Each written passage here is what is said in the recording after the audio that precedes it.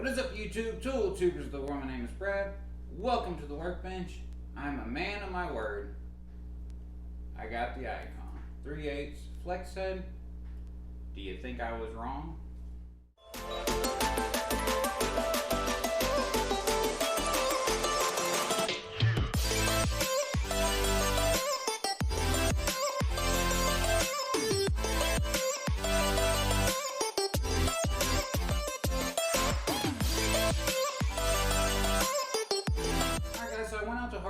And I got my very own Icon long-handled comfort grip 3/8 Flex Head Ratchet.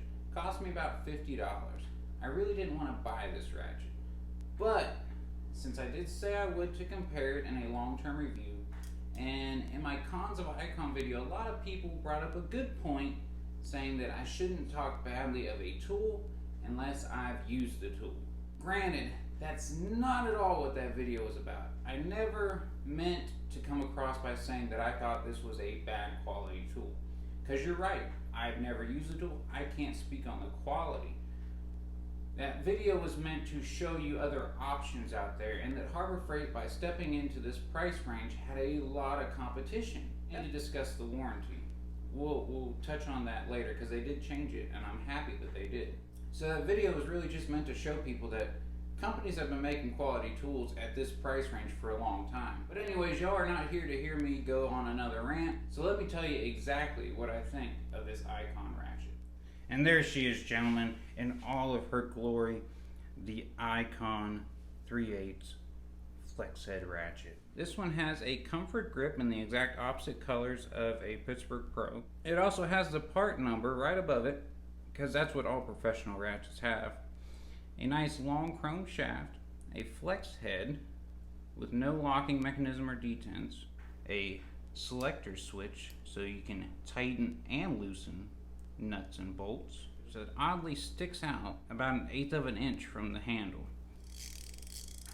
Fine tooth ratchet mechanism, has 18 more teeth than the average Pittsburgh Pro. I've used this tool for about a week. This isn't meant to be a long-term review. This is just what I want to tell you my first impressions of it are after getting it from the store. So I can now say without a shadow of a doubt, yep, it's a ratchet.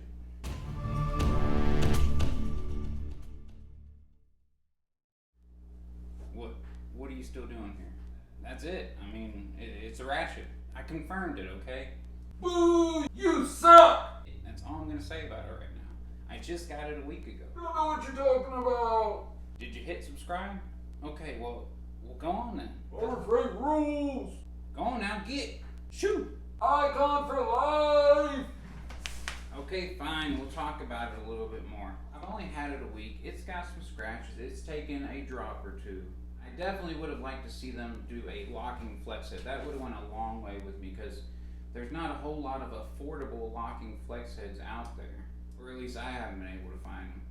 The comfort grip, it's the Pittsburgh Pro comfort grip. There's nothing different about it. The ratchet mechanism, I have seen a couple videos where people were talking about when they put a lot of torque on the 3/8 drive that it locks up until you reverse the selector switch and you can kind of pop it free. I haven't experienced that. I did a wheel bearing with this. I even tried to put it on a lug and give it that torque to see if I could cause that to happen. No issue at all. The selector switch I wasn't real happy about. I don't think I've ever seen one quite designed like this. When you get a side view, that selector switch sticks out. Now mine, when I did drop it, it did bend in a little bit, and that worries me. This selector switch material doesn't feel like the toughest material. It's some kind of pop metal, I would assume. But I don't want to bend it back because I'm afraid it will pop off. But that is one area I think they could definitely improve on. So this is a Cobalt I've had at work for a long time, 1/2 inch drive. Not an apples to apple comparison by any means, but this is just kind of the style I would prefer to see them go to, with something that's countersunk in there and is nice and smooth against the surface. Why they decided to go with this style, I'm not really sure at all. It seems like a weak point in an otherwise fairly nice ratchet. The chrome is pretty much on par with most others I've seen. It's nice. It'll get some scratches, some dings, some dents in it. I mean, it's just normal wear and tear type use. Like I said, I've only had it for a week, and it's already got a fair amount of scratches. I use my tools like tools. I'm not going to baby them. I'm not going to wipe them down with a damn polishing rag. I'll take a clean rag and wipe the grease off of it, but I'm not going to try to shine it up for a video. The handle, it's got a scuff right there. I'm not sure exactly how that happened, and a few little nicks around the bottom of the handle. Now this has found a place in my tool bag for work. I'm going to keep it in there. We'll see how it does, along with my Cobalt 1/2" drive. Now, even though this is 3/8, I'm going to let it do a lot of the work that this Cobalt 1/2" drive would normally do. I mean, I'm not going to go crazy. I know that this isn't a breaker bar. It's not going to be used as such. I got the big 3/4 inch gear wrench one for those kind of applications. This kind of flex head is what I would like to see them go with, something with some detents in it. To me, it makes me feel a little more secure in the high torque applications. A step above this would be the locking kind. And the 90 teeth on it, yes, it gives you like a 1% less arc swing than a standard 72 tooth. It's nice. Is it a necessity? I can't say it is in my line of work. You know, the 72 tooth is fine enough for anything I need to do. But I'm not a mechanic, and I know they get in some really, really tight spots, so maybe that is a bigger difference and I just don't see it because I'm not in that line of work. But for me, in my line of work, this Cobalt 72, or it might actually even be a 60, it does a great job for me. And when I really need to get some ass behind something, this super fine tooth gear wrench 3/4 drive, this thing is a beast. It's taken a beating. It's nice to have something like this for when your impact batteries do run out. But other than those couple little features, there's not a whole lot more I can tell you about this ratchet that hasn't already been said all over YouTube. I was hesitant on even making this video because YouTube is flooded with the Icon stuff now. But I had enough people come to me and say they wanted to know my thoughts on it. I'm a man of my word. I said I would buy one, even though I really didn't want to. It doesn't seem like a bad tool to me so far, but I'm not seeing what sets it apart. And I think the only thing that's really going to set this kind of brand apart is the longevity. And unfortunately, that's just going to take a while to test. So all these people that are getting all excited and saying that these are going to take over the tool trucks and stuff like that, let's wait and see, okay? Just give us some time.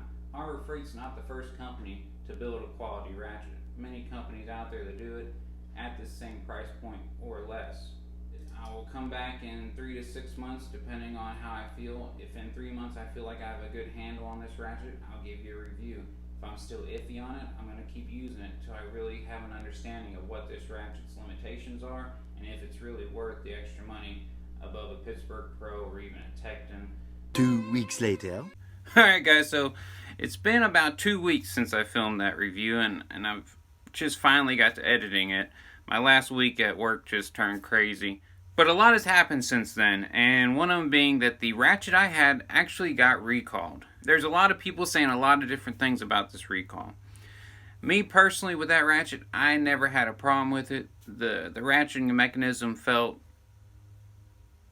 fine. I can't say it felt better than any of the fine-tooth ratchets I've ever had, but I didn't experience the problem that other people had talked about. That being said, I think that Harbor Freight did the right thing. If they found out there was an issue with it, if they goofed up, they owned up to it, which that really took some balls for them to step up and say, hey, look, we messed up. These aren't what we want to be selling, especially after all the claims that they made. So I give Harbor Freight credit on that. I'm not going to dog them. Shit's gonna happen, and I'm glad that they at least stepped up to the plate. I took my ratchet back in, I got my money back, and I emailed Harbor Freight to say, hey, what's next? And they said if you receive the email from Eric Schmidt, when the new ratchets are ready, you will get a voucher to go get a new one. So basically, I got an Icon ratchet for free. Can't dog them for that, and I'm sure they lost a good amount of money doing this. Harbor Freight has changed their warranty policy for Icon tools that come in sets. Ratcheting wrenches, sockets. Before, if you broke one of those tools, you'd have to take it back to the store, and then they would send you a replacement. They have changed it, and I'm very happy they did, because now as long as they have that tool in stock, they will open up a set, exchange your tool.